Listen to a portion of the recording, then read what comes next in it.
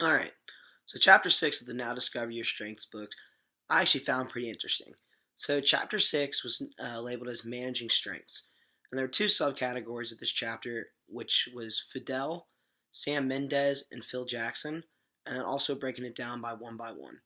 So, to start off with the Fidel, Sam Mendez, and Phil Jackson, the question that this subset asked, what is the secret of their success? So, before it goes in depth, it kind of describes, it opens up by stating things what you can do to avoid as a manager. It says that you can set clear expectations, you can highlight the underlying purpose of people's work, you can correct people when they do something wrong, and you can praise people when they do something right. If you do all of these often, you won't fail as a manager necessarily, but on the other hand, neither will you necessarily succeed. So the points that it gives to excel as a manager is you have to turn people's talents into productive, powerful strength. But most importantly, you have to have the ingredient of individualization.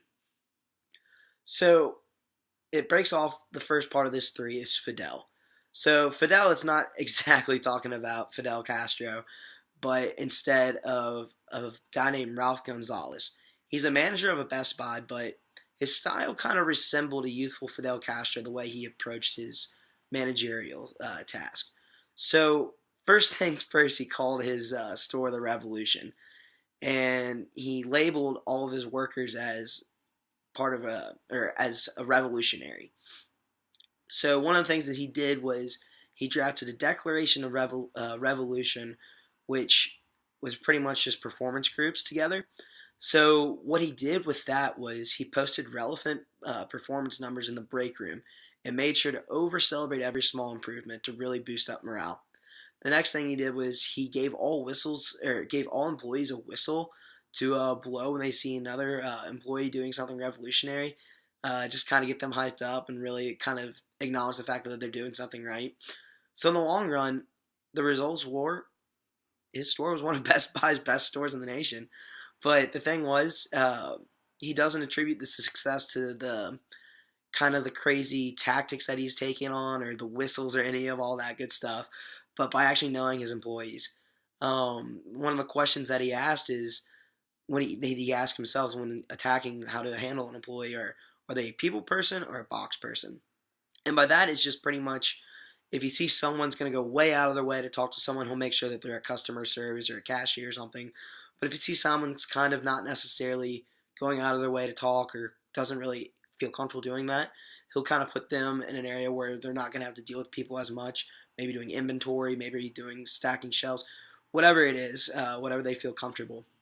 So, next person that it goes into is Sam Mendez, who he was an Oscar-winning director, and he doesn't necessarily declare himself as a master class director, although he's got that Oscar label next to it. But instead of a coach, he acknowledges that each actor is different and feels like it's very important to realize that. And the quote that I took from his that really I felt kind of hit the whole individualization uh, mindset was, "My language to each of them has to suit their brain," which he goes on to say beforehand that actors are kind of weird, have their own little thing. Um, but it's just you have to, since they are different, you have to attack them in which way is beneficial to them, where you can get the most out of them. So next it goes on to Phil Jackson, and he's one of the greatest, if not the greatest, coach ever in the NBA. And he said he coached the Bulls with Michael Jordan, and then he also coached the Lakers with Kobe Bryant and Shaquille O'Neal. But with Bulls, he says that he uses Zen philosophy, meditation sessions, and then the triangle offense system. Whereas that worked, but then for the Lakers, he kind of took a different approach, and he gave each player he went with books and gave each player a different book. Um, and the meaning behind that was that he felt the books are to show that I appreciate them and am focused on who they are. For instance, he gave Kobe Bryant a book about kind of a impoverished African American kid who came from nothing to become something, and it was something that Kobe could relate to. But the overall message is to realize that each player is wired differently, but you have to find the individualism within them and exploit it to their benefit in the best way possible to get their best result, which is kind of the underlying message of the whole that whole kind of subset of categories there. So the next part of the chapter was one by one, how can you manage each of the 34 themes of the Strengths Finder? And the chapter kind of opens up by describing as a manager, once you know the top 5 themes of each employee, you can take the suggestions from each of the 34 that apply to them and kind of discuss them or discuss in depth with them how they can apply that or how they're doing a great job of that when you find the time, obviously. But if you're not necessarily looking at the list, I mean, to get the most insight from your employees or actually spending time with them, that's one thing the chapter does touch on too. But so since there are 34 of them, I'm not going to go down the list, but I will pick out a few that I felt were kind of, I thought was very reasonable. So the first one comes from the achiever strength, and that was when there are times that require extra work, call on this person. Remember that the saying, if you want to get a job done, ask a busy person, is generally true. I think that kind of goes a long way. The next one that I would like to kind of talk about was from the trait of competition. And this was when this person loses, he may need to mourn for a while, let him, then quickly move him into another opportunity to win.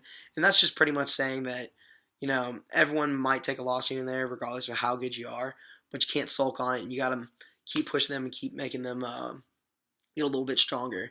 It kind of goes with the saying, what doesn't kill you makes you stronger. So the next one was fairness, and it was when you need to put consistent practices in place, ask her to help establish the routine, ways of doing things for your organization, which that's just pretty much giving everyone a shot. The next one comes from Maximizer, and that was avoid positioning her in the roles that demand continual problem solving. So that's just pretty much essentially of you really don't want to keep giving someone who can really excel and really kind of do their own thing to benefit the company or just to benefit anyone in general. Keep hammering them with things that really take time and take away from their skills, although they might be the right one for that job. And then the last one that I would kind of like to talk about comes from, let's see here, comes from Wu, and that's the last part of this chapter. And that was to try to position this person in a role where she has a chance to meet new people every day. Strangers energize her. That's one that I felt kind of I could easily relate to. I love talking to people. I love kind of going out of my way to talk to people, and that kind of makes my day, honestly, when I can talk to someone new and really try to get to know them. So I felt like that kind of really hit home. But other than that, that's pretty much chapter 6 in a nutshell. So yeah,